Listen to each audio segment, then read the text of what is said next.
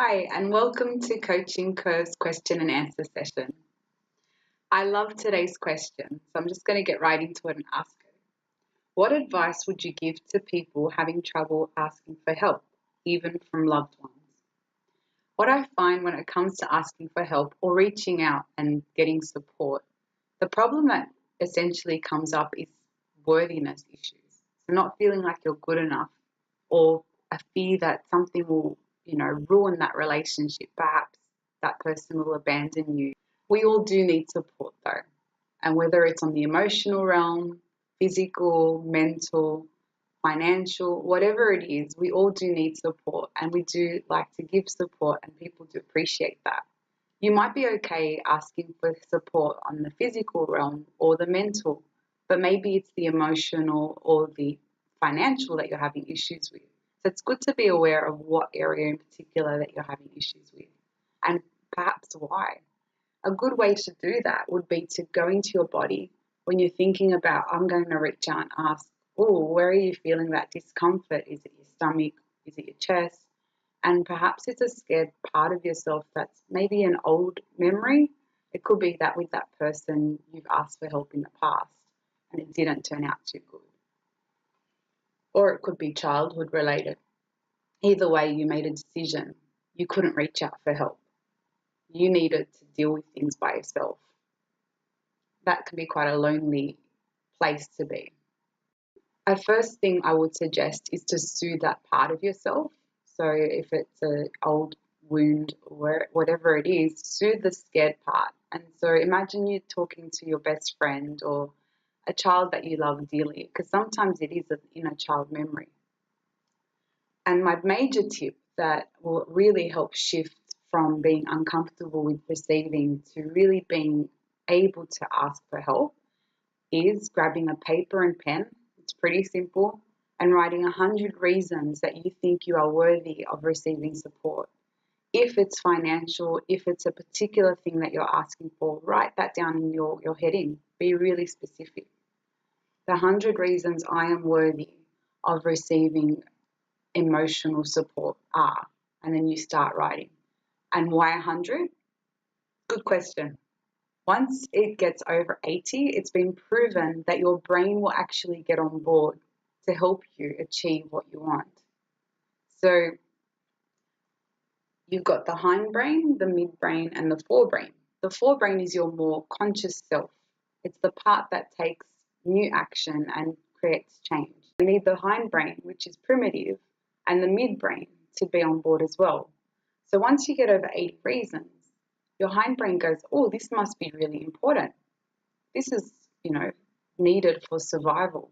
So it'll start paying attention. And then you've got the midbrain, which deals with imagery.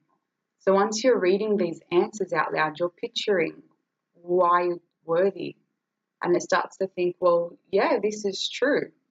So you're trying to get your mind on board with this goal. And it's also helpful to think about all the different areas of your life, say travel, career, finances, relationships, your health. Why are you worthy across those spectrums? It might just help get more answers out. And it might be a little bit hard at times trying to come up with answers, but you could probably do this in an hour once you get into a flow state. And it's also really important to do this morning and night, to read your answers out first thing in the morning and last thing at night. For 30 days is probably the most powerful way to do it. And the reason is because it takes time to build a new habit and to pave a new pathway in your brain. Also, first thing in the morning, last thing at night, you're in that in-between state, so your ego is less likely to try to come in and take over and convince you that this is not right. You're wasting your time. One mantra that I love, so it's a great idea to maybe even have a mantra that you can say in times when you start feeling a bit funny about asking for help is, I'm worthy of support, or because I was born, I am worthy. And I love that one because children are born into the world and all they're doing is being, but they bring so much positive change to people around them. Maybe in the first few weeks it's a bit tough for the parents with the sleep, but it's so powerful to think that just by being, that child is worthy of so much love.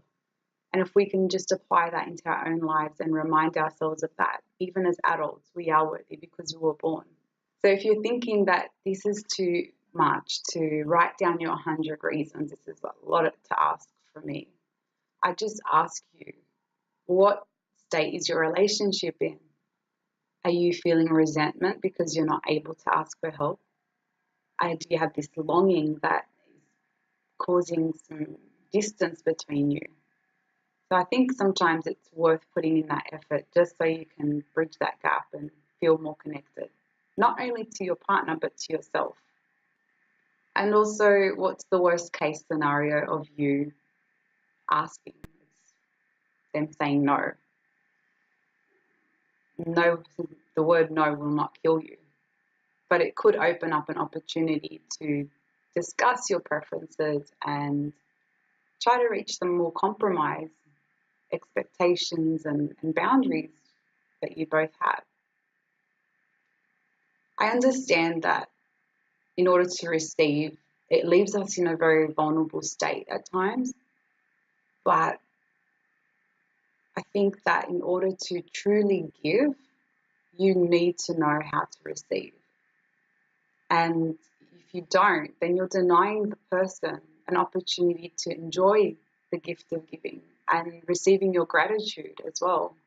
So just to wrap up, I just want to say thank you so much for your great question. And I do hope you take the steps to ask for what you want, because it really will help balance things out within yourself, help nourish that relationship with yourself as well as the person that you're having trouble asking for help from. I'm Amelia from Coaching Co. And remember, you are definitely worthy